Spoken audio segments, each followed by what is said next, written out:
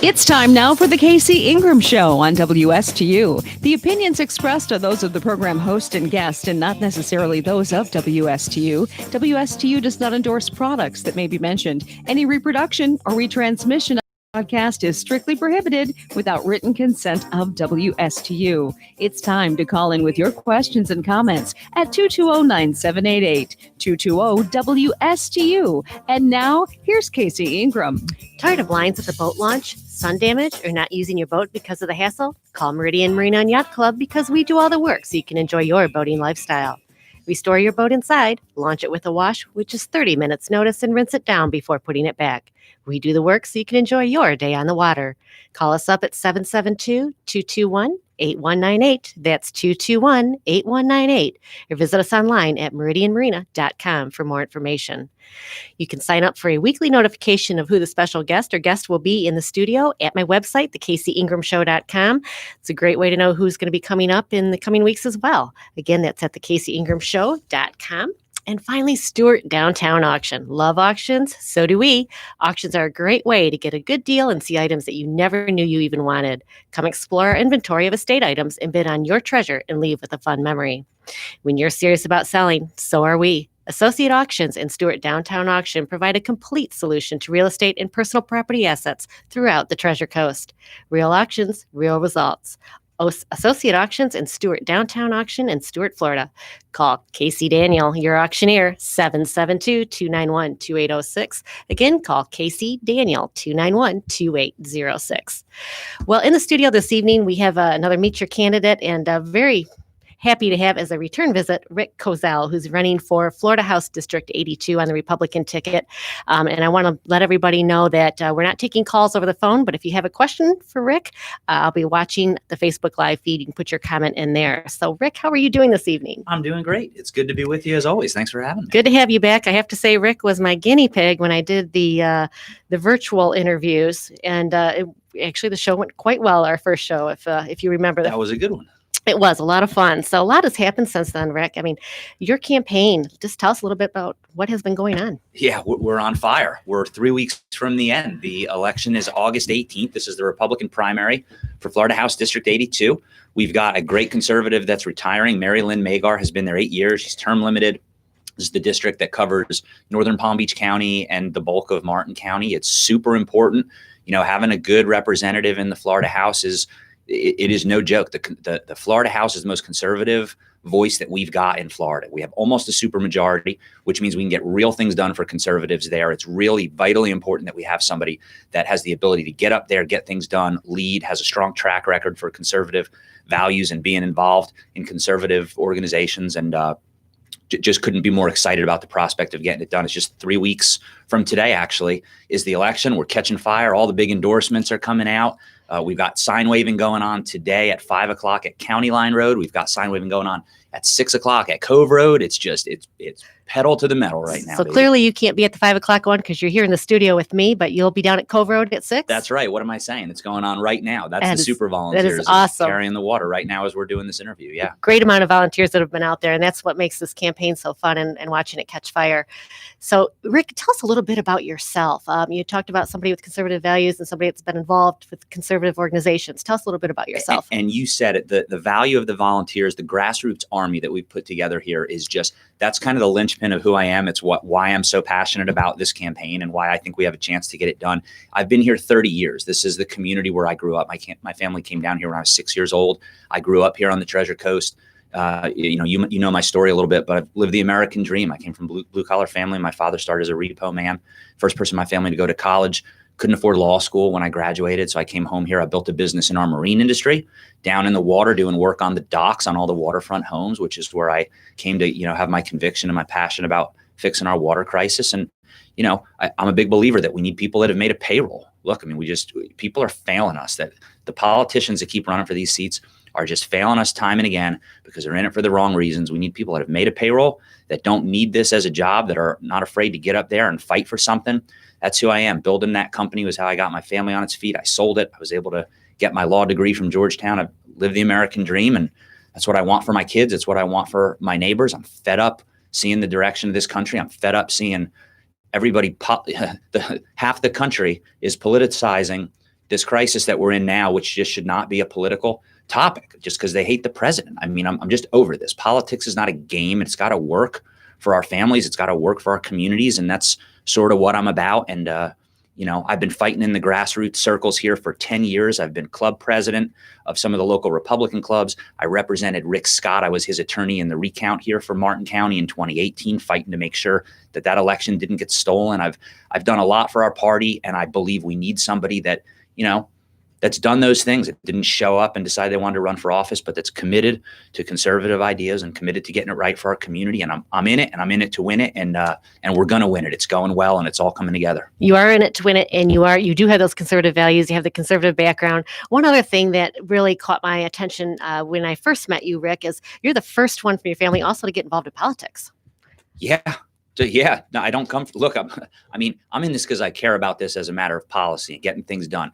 Defending our Second Amendment right, cutting our taxes, shredding regulations, getting the economy open, supporting the governor and the president. I'm not in this because I'm looking for a career in politics. I think there's too many stinking people that are running for this sort of seat, running everywhere we look in this country because either their pollster told them that they've got good name ID, or they come from a place where they've got special interest relationships, lobbying relationships that somebody says makes you a viable candidate. That's not what this should be about. This should be about getting people with the right experience. I am new to politics. I ran for Congress here in 2016. I had a great campaign. I was unsuccessful, but built this grassroots army that we've been talking about. But I've got only one thing to offer, and that is experience and conviction. And I can promise only one thing: no special interest, sweetheart deals, no brokering political power. Just get up there, get it done, fight for the things that we need to get done. Stand there, plant your feet hard, and fight and make sure you're getting things done in the right way and for the right reason. That's it. Rick, we have a question for you from RJ Pazzi. He said, ask him if he will correct the Republican-passed Second Amendment violating red flag laws. Ask him if he will denounce rhinos in office now. I think we may have had a similar question to that last time I was on your show. Thank you for the question, RJ. Yeah, there is in my view, a misplaced gun bill that came through here that did a few things last session that I don't believe are good for Florida. One thing that we're dealing with right now from the folks that are trying to encroach on our Second Amendment right is they're doing it under the guise of red flag laws. Red flag laws is a term that seems to poll well, and that's why they use it. But what it really means is the left wants to be able to take guns without affording due process to somebody if certain quote unquote red flags exist. The problem with that in practice is who's going to decide if the red flags exist? Due process is how we assure that everybody has a fair trial, a fair hearing. We do not trample people's constitutional liberties without affording them due process. So while I can understand what folks are trying to talk about when they're talking about quote unquote red flag laws, it is misplaced and it's a violation of the Constitution. We've got a lot of things like this. This same bill, there's a provision dealing with gun rights for people 18 to 21. These are young men that have potentially get drafted to go fight for their country overseas, and we say we don't fully trust you to exercise the full extent of your Second Amendment rights. It's just there are some really misplaced efforts right now with respect to Second Amendment issues. It's totally unacceptable. It's not a part of how we move this country forward. I'm really proud that I've got an AQ rating from the National Rifle Association. I'll fight hard for gun rights. Those things are not a part of what we need to be doing in the state of Florida. Another question from RJ as well. He said, ask him if he will legislate to change Florida state law that takes away citizens' body autonomy and more, specifically, quote, state emergency orders and executive orders that have been used by our governor and agency executives that have given local government cover to force individuals to control their own body autonomy. Body autonomy. So I think what the questioner is asking about here is mask mandates, right? And again, I can understand this being a tough question for people, but the government cannot be and should not be in the business of controlling individual liberty and restricting individual liberty. So we have a long history in this country of when things get tough and when we're in a time of crisis, government bureaucrats do what they do best. They try to regulate things, and it can be very misplaced. And there's an old case that's sort of the great example of this. In World War II, there was a law that was locking up Japanese Americans without a trial because we were afraid of espionage by Japanese Americans. It's now looked at as a gross, egregious example of overreach from the government that was panicked, didn't know what to do, was locking people up without a trial on the basis of their skin color and their national origin. Outrageous, total violation of the Constitution. When we look back 80 years on it, there's no doubt that it was. In times of crisis, government tends to overreach, and that is not an acceptable solution to these sorts of problems. I don't believe the government should be in the business of mandating masks. I have a great concern about government control and government restriction of individual liberty. This is why I'm a conservative, right? I don't believe in government power. I believe in individual freedom. Limited government is the linchpin of individual freedom. And that's where I come from. And that's what I'm focused on. And that's why I'm a conservative. Thank you for your straightforward answers. Absolutely, Rick. Again, we're speaking with Rick Cozell. He's running for Florida House District 82 on the Republican ticket, which encompasses southern Martin County and very north part of Palm Beach County. You talked a little bit, Rick, about working in the water. That was a marine business you had. When you ran in 2016, I remember Nathaniel Reed. And folks, Nathaniel Reed is the epitome of an environmentalist here in Florida that we've since lost him. But in 2016, you had his endorsement. I did. I definitely did. One of the great honors of running in that congressional race was exactly that. Nathaniel Reed had a lifetime of service to this community. For his entire lifetime, he fought hard for not only for the environment as a whole, but for Everglades restoration, to protect our waterways. That congressional race, I had his endorsement. I could not have been more proud. He helped do an event for me here. He did an event for me at his home in Maine. He was all in for me.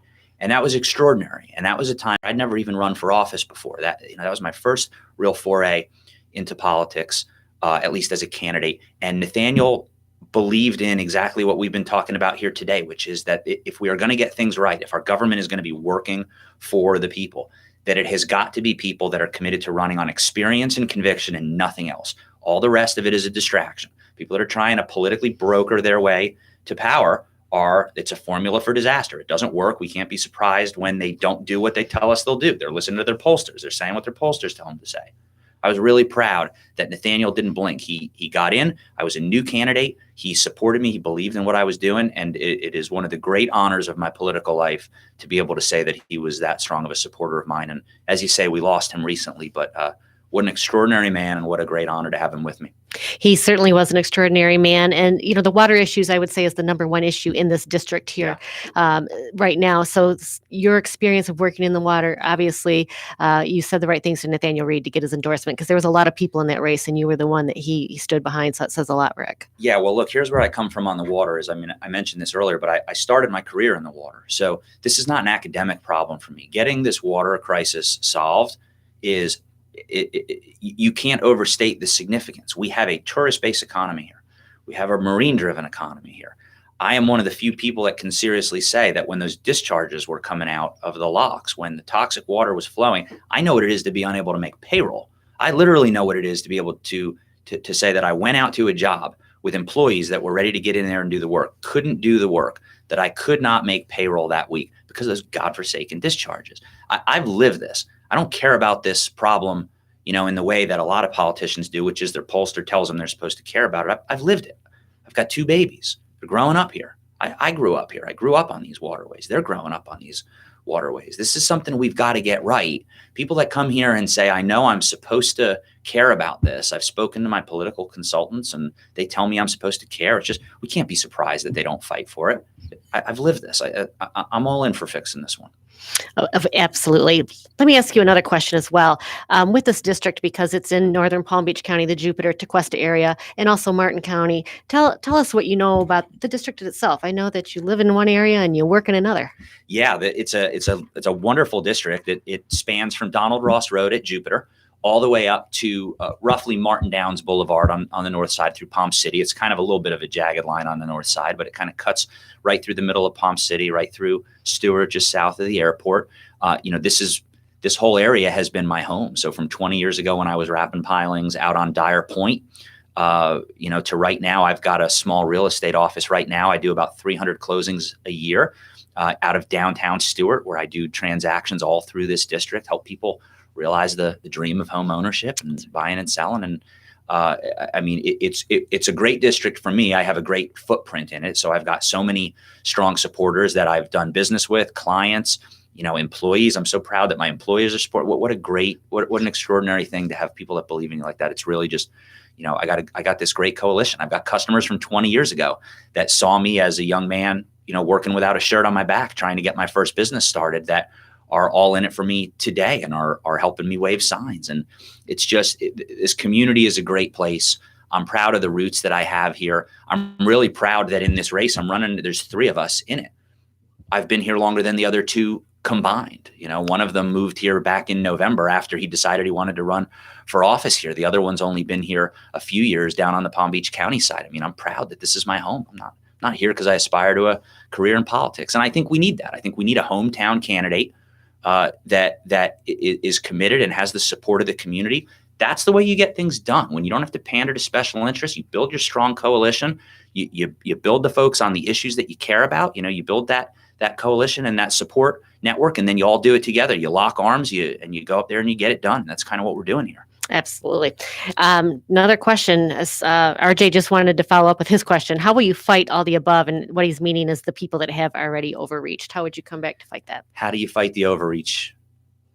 We're doing it. We're doing it now. That's all you Electing can do. the right conservative. You lean in, you fight hard, you don't be afraid to compromise and work with people when it's necessary and available to do in a principled manner, but you don't be afraid to stand your ground and plant your feet when you need to. And that's kind of what this is about. And if you look at this campaign, by the way, I would argue to you that we're being rewarded for doing just that. Anybody that's watching this race understands that I'm the only candidate that's in it that's doing any of these things. When you look at the coalition we've built, when you look at the endorsements that we've rolled out, when you look at the community leaders that are behind me, it's been awesome. In the last few months, it's raining. That the coalition is just building day in and day out. I've got folks like the Florida realtors that have endorsed me because of my commitment to the economy and because they know that I've got what it takes to stay focused on the economy. We've got people like the police chief in Jupiter Inlet Colony. I am so proud. I am so committed to supporting our first responders back in the blue. They've got it tough right now. It is a great honor to me that I have a police chief that is on the front lines doing what he needs to do, managing his folks, and he's all in for me.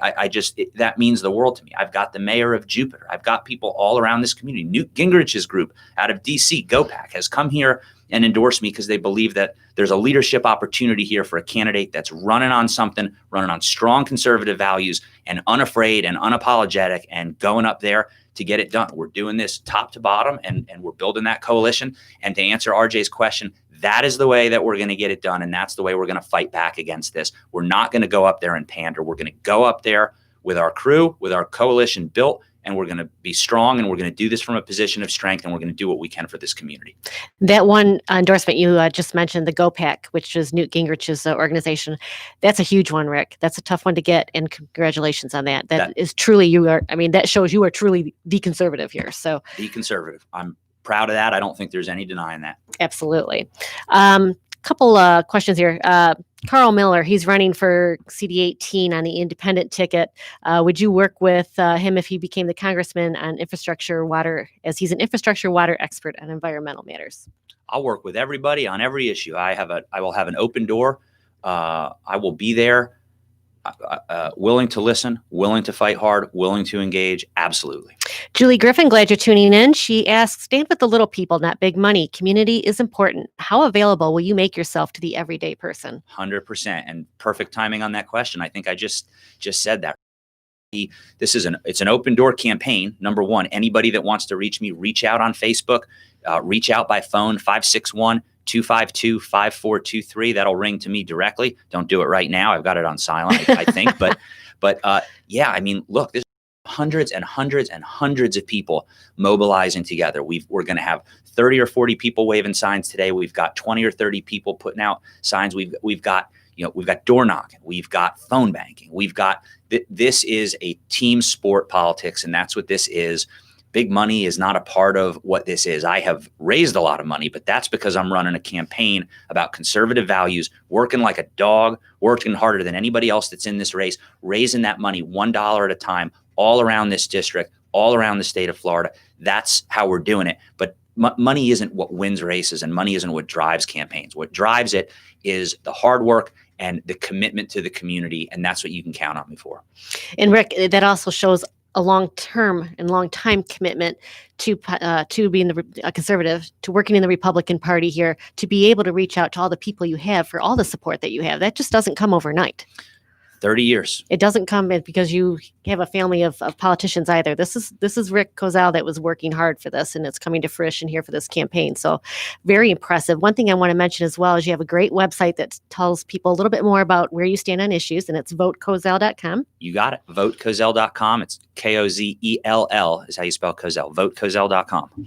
And also Rick is on Facebook, of course. You can find him there at Rick Kozal. There's a lot of great posts and endorsements there, and you were talking about some of your endorsements. I know there's many more because I've seen them scroll through. There's a whole bunch. Yeah, it's almost a list too long to name. I just got an A rating from Florida Right to Life that just rolled out here recently. There's just it's seemingly every day at this point that we're just continuing to kind of get it done and keep running hard. And again, it's 3 weeks from today. It's not a lot of time left. So it's time to talk is cheap. Now it's time to go in it. It is time to go in it. And the primary is August 18th. Of course, it's going to be early voting. Mail-out ballots have already been out. RJ says, if you're my rep, I want you to repeal those laws, not slogans and promises. Done. So he's going to work hard. That's for sure. Very good conservative heading towards Tallahassee. Rick, we've got just a couple minutes left here. Tell us really what are the main initiatives, if you can quickly, your top 3 initiatives. Top few things right now. Yes. When we get up there, well, look, number one, getting this economy reopened is first, second, and third on the list right now. The consequences of this situation are far-reaching, and I'm tired of seeing this politicized. I'm tired to see people advocating seriously for a complete shutdown as though there's no consequences to that, because they're trying to figure out how to create a situation here to let the Democrats win the White House in this upcoming election. That's crazy. There are real consequences to this stuff. I've got 2 children. Kids being out of school has consequences, right? There's mental health situations. There's domestic abuse circumstances to get things back to some semblance. We'll see. Governor's done a great. Really proud to support him. I'll continue to help him and support him in whatever way I can. But getting things back, that's a big deal. And there's all sorts of components to that, right? Small business support is a big deal. As somebody that makes a payroll here in Martin County every week, I know a lot of guys and gals just like me that are trying to do that are still struggling to get through every month. It's important that we continue to support them. We got to try to get things back to some degree of normalcy. And we're going to have a budget hole. The economy's taking it on the chin. There's going to be tough budget situations. We need to make sure we have people that aren't going to spend and aren't going to regulate and aren't going to be doing the destructive things that bureaucrats tend to do when times get tough. I'm fully committed to keeping our taxes low, continuing to cut our taxes, continuing to roll regulations, get things reopened, fight for the water. I'm all in for fixing these problems that we've talked about tonight. Well, folks, we're at the bottom of our half hour here. Again, this is Rick Kozal. He's running for Florida House District 82 on the Republican ticket, and sure would appreciate your vote and support. You can find out more about Rick at votekozal.com and also the Facebook page, Rick Kozal. A lot of information there, Rick. It's wonderful having you in the studio this evening. Good luck. Thank you, and I would humbly ask for your vote if you're listening. You have mine.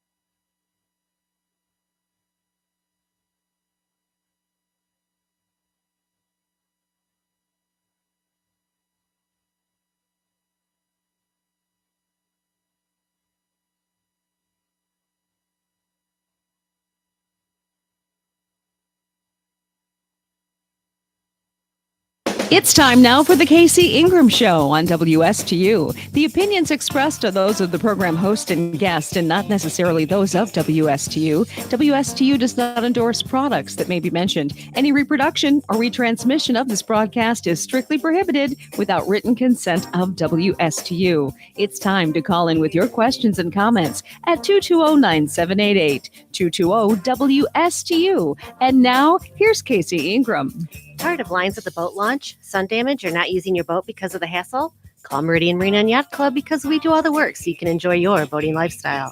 We store your boat inside, launch it with a wash with just 30 minutes notice, and rinse it down before putting it back. We do the work so you can enjoy your day on the water. Call us up at 772-221-8198 or visit us online at meridianmarina.com for more information. I also like to remind everybody you can sign up for a weekly notification of who the special guest will be in the studio, and you can do that right at my website, thecaseyingramshow.com. If you signed up and you haven't seen the email, check your spam folder. Sometimes that's where it goes. Finally, Stewart Downtown Auction. Love auctions? So do we. Auctions are a great way to get a good deal and see items that you never knew you even wanted. Come explore our inventory of estate items and bid on your treasure and leave with a fun memory. When you're serious about selling, so are we. Associate Auctions and Stewart Downtown Auction provide a complete solution to real estate and personal property assets throughout the Treasure Coast. Real auctions, real results. Associate Auctions and Stewart Downtown Auction in Stewart, Florida. Call Casey Daniel. He's the auctioneer at 772-291-2806. That's KC 772-291-2806. Well, in the studio for the second half this evening, I have a repeat guest, and it's Doug Smith, County Commissioner Doug Smith. And Doug, it seems like it's the only time I get to see you is when it's election time. I need to have you in the studio more and get some updates, but glad to have you in this evening. Casey, thanks a lot for having me. It's always great to be back here, and sorry it's so much time in between, but we all get busy and we all have lots of things going on in our lives, and the time we're in right now is no exception. So. Oh, you've got that right. So it's been some trying meetings here lately for the commission and some trying decisions. But Doug, you're running is it the fifth term? Sixth term, county commission. So sixth term. What are some of the proudest accomplishments you've had over the years? A lot of people, this campaign, these past 4 years, I think have been some of my really best years on the commission, and certainly the work that I do in Tallahassee and Washington. I've had some really amazing successes over the last 4 years, and one of them kind of fell into my lap by accident. That when John Haddix left the commission, I inherited his position with the Coral Reef Task Force. John did some great work. John got them up here, and they were at the Blake Library for a meeting and did some really good conversations. And I started going to the meetings. The board appointed me to his committee, and after a few meetings, I really sort of started to settle in, thinking, there's something that we're missing here, and something that we really ought to be focusing on. And anecdotally, for a long time, for those of you who have gone out to the beach and gone out the inlet during our discharge years, there's always that huge plume of brown, god-awful water that's working its way out the inlet. And if you were down on the beach on the south side and the current takes it down there and you watch it coming, you just have to start wondering, what impact is that having on our coral reef? And then sort of like the light went off that here is yet another opportunity that if we can tie or link together what damage is being done to the reef as a result of the discharges, and then eventually other issues that would play a role in all of that, then we'd have another real strong argument with the feds to talk to them yet about something else that's protected that we're damaging and doing harm to. At the same time, in Miami-Dade, and working its way north up the Gulf Stream to the northern end of the coral reef track, was this disease outbreak that we had started to enter into. And so, the first year it had kind of crept up to Broward, and then the second year it had kind of gone up already to Palm Beach and was working its way towards us. Hadn't headed south yet, but it certainly worked up to us. And we are the northern extent of the southern coral reef track. And so my staff and I decided that we needed to do something different, and was contributing to any of the disease issues we were seeing out there. So we had maybe about 3 or 4 weeks left at the end of session, that second year of my term. We asked for $1 million to say that we needed to put monitoring devices at every inlet between the St. Lucie Inlet and Key Biscayne, because that's the northern reef tract that we were really concerned with, and also put water quality monitoring devices out on the reef itself. He agreed that that was a reasonable thing that we ought to be doing so that we could come back and prove to the legislature one way or the other whether this was an issue that was contributed by our discharges or not. We fell just a little bit short that year. With only a month to go, or a couple weeks to go, Joe magic, but to no fault of his, it was just too late in the budget process, and we didn't make it.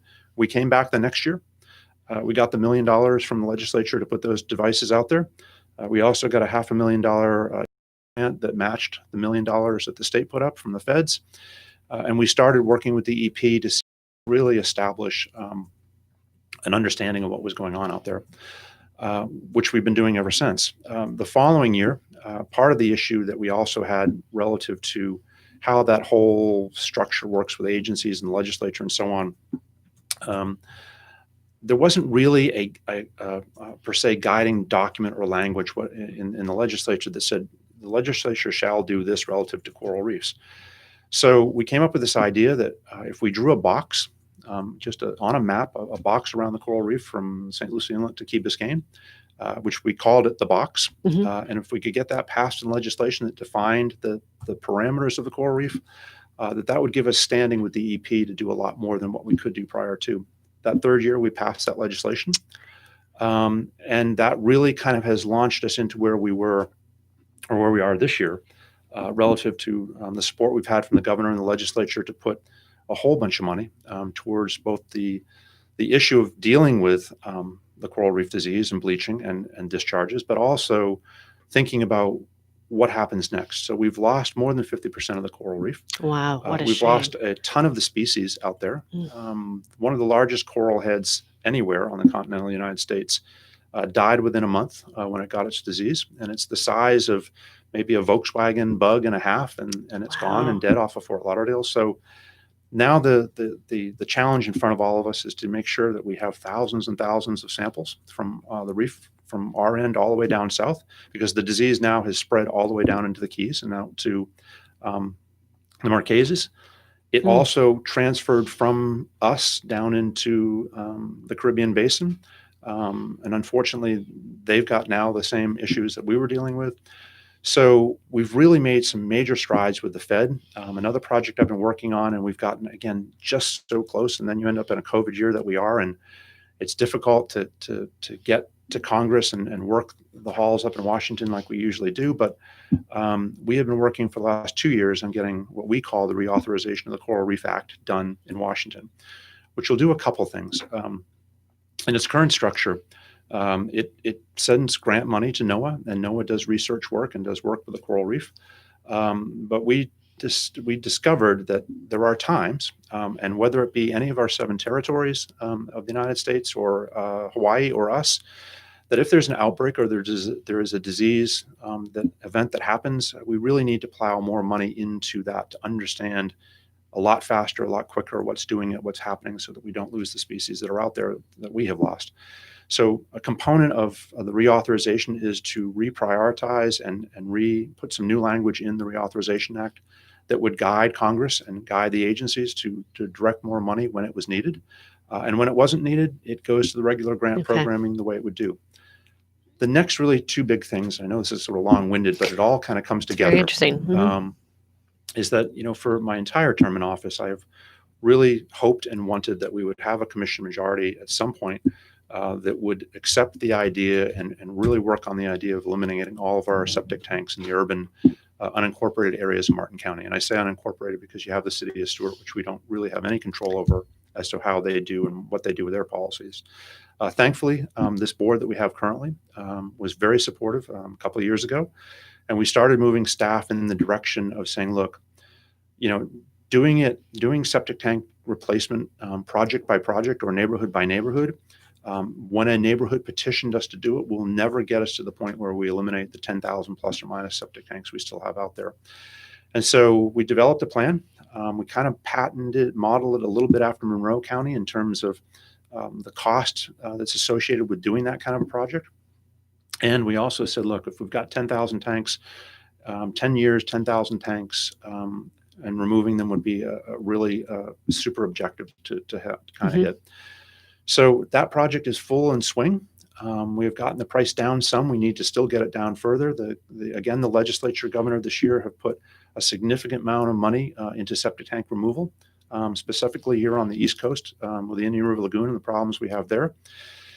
And so yet it's another bite at the apple that it is not all of the problem. It may be even a very small portion of the problem, but my assessment of all this water quality stuff all these years has been everything that we can do here locally as Martin Countyans to really take off the table the things that we have been doing wrong all these years or have allowed to happen, whether it was just because that's the way it was or whatever, that we needed to really work much harder to make sure that we did everything we could to put ourselves in a place that we remove everything bad that's going on with the river that we can, working with the state, working with the feds, to make sure that they're a part of the pieces they need to be a part of.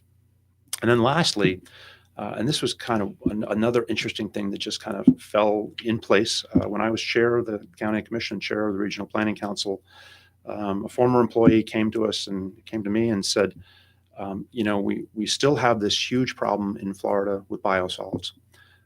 If you recall, maybe you don't, it was quite a while ago, early on in my tenure of doing this, we did eliminate and ban the spreading of Class A sludge out on our western ag lands in Martin County.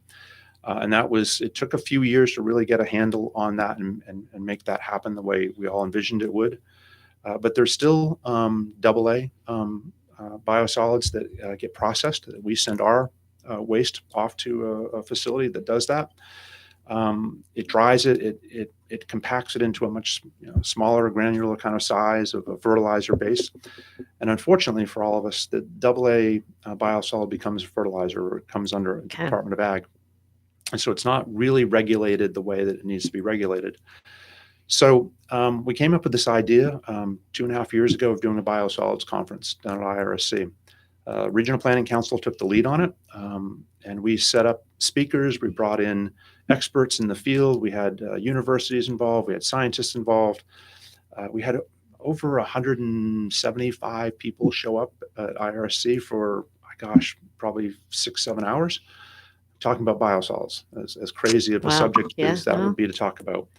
At the end of the day, a couple of really interesting, great things happened and came out of that. One is that the state was already sort of in the discussion process of putting together a technical advisory team to advise the legislature on things that we might be needing to look at with biosolids from a legislative perspective on how we process, where it's put, how it's put, what kind of content it should have, and so on and so forth. We also had 3 really amazing institutions come and speak to us about new innovative technology that has been worked on and has been created. The Gates Foundation put out a challenge to the world to see if someone or some institution, somebody could come up with a different way to take human waste, biosolids, in any place in the world, create a mobile device that was containerized or able to be shipped anywhere in the world, and do a couple things. One, first of all, process it and separate all of the various materials out of it. So any medical waste that shows up in our human waste, which is quite a bit, the phosphorus and nitrogen that is inherent to our waste, is also water as well. And so that in a country that has no waste disposal whatsoever, at the end of the day, you end up with products that are very marketable because they're pure and they're clean and they're separated. But you also end up with drinking water. And in most cases, in some countries, that is a real challenge for all of us. So the discussion really kind of came around, look, you're producing all these biosolids in Florida and other states as well. It's not just us. We haven't really modernized or looked at a better way of processing our utility waste the way we do. And so, can we do it better? And so we came up with this idea that at the end of it, that one of the companies really seemed to shine above the others. And we started working with them in the legislature to come up with a pilot project that would, at that time anyway, when we started, that we would maybe pick 3 counties, a small, medium, and large county, or 3 counties, and that we would do a pilot project in each one of those as a demonstration project so that everybody could understand and see how this stuff works. As it turned out, those 3 projects kind of really got consolidated down into one. and we were very successful that Senator Harrell and others, Debbie Mayfield up in Brevard County, really latched on to this idea that we can do this better. And if we could process our biosolids down to components, give the ag folks the materials that they actually really need versus the materials that they don't need, that we would be doing a much better job. And this all, again, relates back to our water quality and making sure that we're not putting anything on our land that gets into our estuaries or into our river. And again, it may be a piece of the puzzle, but it's a piece of the puzzle that if we can get it going and get it adopted and showing people that we can do this much better in the time we're in 2020, then we will be moving water quality in a much more significant way. Commissioner Smith, we're speaking with Commissioner Doug Smith here in the studio. You're talking about a lot of projects here that you've been working on, obviously, for a long period of time to be able to put these components together. What you were just talking about with the biosolids, so important because we talk about point source pollution, and a lot of it's runoff from agricultural land coming down the Kissimmee, goes into Lake O, and then to us. So, of course, that is a huge benefit for not only us, but the entire state. Yeah, so, an approach I've always taken with this stuff specifically, and whether it was the coral reef discussion, whether it's septic tanks, whether it's biosolids, anything that's contributing to the degradation of our water and certainly the failure of our estuary and river, I've always been one that, it's not about pointing fingers at people. It's not about blaming anybody for where we are today and how we got here. It's much more about how do we fix it? What is the fix? How do we address it? How do we make it so that everybody understands what it looks like and what it can do, and sell it on that way? I've found working with the legislature that you get much further in Tallahassee and in DC when you come up with solutions and you bring in multiple different counties or cities that you can all get on the same page. When we take a project like whether it's septic to sewer or biosolids or the coral reef issue, when we take that to Washington, we present them with a united front. One of the things I've also been able to do all these years, I was president of the Florida Association of Counties, which offered me an incredible opportunity to push some of my agendas at a state level as president. And the good thing about that was that you build coalitions. And one thing I've learned over all these years of doing this is if I go to Washington or we go to Tallahassee, and if I bring an idea or a concept to a legislature or to Congress, and I have 6-7 counties that make up the southeast of the state of Florida, or if we bring all 67 counties with us, and we have resolutions from all of them saying that we agree to this, and we collectively think this is the right thing to do for us, both as a region, as a county, as a state. The bonus with taking that to both the legislature in Tallahassee and Washington is that they don't have to pick winners and losers. We're coming in with a unified front on an idea. And yes, it may be challenging as to how they implement, that and where they get the funding from. But on a congressional level, on a Senate level, we're not asking them to, compete with, having Martin County compete with Miami-Dade or with Pensacola or with Tampa or Jacksonville or anywhere. We come with a unified voice and we vet it really well. And we did that with the biosolids. We were very successful in getting all the regional planning councils to sign on to that. We brought it up to our joint meeting that we did with the South Florida Regional Planning Council with our Regional Planning Council. And again, when you go to the legislature and you have that kind of consensus on an item, it makes it much easier for them to go, okay, we're not going to fight somebody on this because we don't have to. That work's already been done for us, and we can move it forward. So, these last 3.5 years have been incredibly productive and successful. We have a very supportive commission that lets us do the things we need to do, and we're making some real strides. They're not sexy. Biosolids isn't a sexy conversation to have. Septic tank removal isn't a really sexy conversation. But for the health of the river, I think it's some of the best work that I've done clearly in my term in office. It's extremely important. And, I also like that you're bringing in all the parties. Agriculture is actually a very big part of Martin County and Florida in general. So we absolutely have to understand what their challenges are and work with them. So I like that you're bringing a unified front. Certainly that makes it easier for anybody to agree to the plans. And that's and there are partners, Casey. I mean, it doesn't really matter what we did all these past 80 years, 100 years. It's really about, okay, let's identify the problem. What are the ideas about how do we fix it? Where do we go get support to not only be a county of 160,000 people asking for something, but can I bring 6 million people to the table with consensus from our southern counties and the counties to the north of us and central and the Panhandle and so on. So really good stuff. It is good stuff. And I'll tell you personally, I know some people on Pine Tree Lane that they finally have been able to convert their septics to sewer. So they are extremely excited about that. And that is good for Hidden River. It's good for Bessie Creek, which means it's good for the St. Lucie. So really positive stuff. Let me ask you, the coral reefs, was it ever proven or have you gotten that much data to know if the discharges are impacting that disease? So it's a really good question. What we have really gleaned out there is that we are very nutrient laden when we have discharges. We also see traces and signs, certainly of our wastewater septic tank issues. And the interesting thing with science today and with the recording type devices that you can use, it's really very clear as to what is and what isn't. You can tell animal waste from human waste because that's always an easy target. Somebody might say that, well, all this is coming from animal waste. Right. Well, when medical waste starts showing up that only humans take in your water sampling, it's pretty clear we're all in this together. So it has helped very much, and it's very much supported by the legislature when we go. And DEP has been a super partner in this whole effort. And certainly so important as we had all the dolphin die off as well, and where they had basically a dementia that set in. And again, all these pollutions are impacting our environment so deeply. So I can tell you, we've spent the whole half hour. There's so much to talk about here, Commissioner Smith. Sorry. So we're not going to be able to touch on a lot of topics, but this one is singly the most important topic in our area and really for our state as well. Well, it is, I think, on the scale over a period of years. Water is the single most important thing to our community. That's why people move here. They were raised here. They grow up around the water. It's a huge piece of our lifestyle. But I would also suggest, we've been dealing with this COVID issue now since February and early March. I've never been part of anything, including hurricanes, that has taken such a major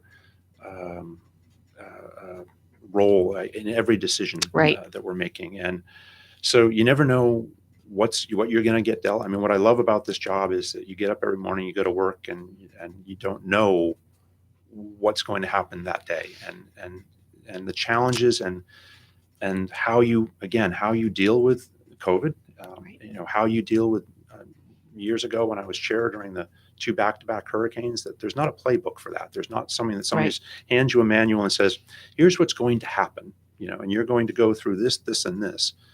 But we have a remarkable staff. Kudos to our nonprofit teams out there. I have never been part of a community such as this community where when things get bad, our nonprofits step forward in a major way and fill the gaps where we really need to have them and plug them in. They were remarkable folks that we have. We are incredibly fortunate to have the type of nonprofits we have here in Martin County. This community really comes together, and that is one thing I love about Martin County is we are a community that we stand by each other, and we work hard for what we believe in. This is Commissioner Doug Smith. Do you have a website where people can go? And I have my Facebook page for the campaign. Doug Smith, yes. Doug Smith, yes. Yeah, thank you. That's perfect.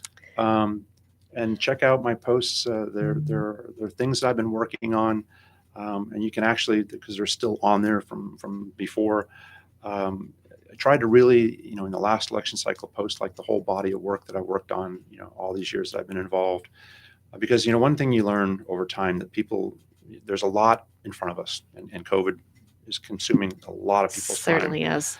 But people forget, where we've come from and where we're going, and so it's been a lot of fun. It's been a great time for me to help and make things, I think, better and try to improve upon our community. And you get these challenges. COVID comes at us, and I have a lot of concern as to how we come out of this thing. Right. People want to get back to normal, and I am hopeful that we will sooner than later.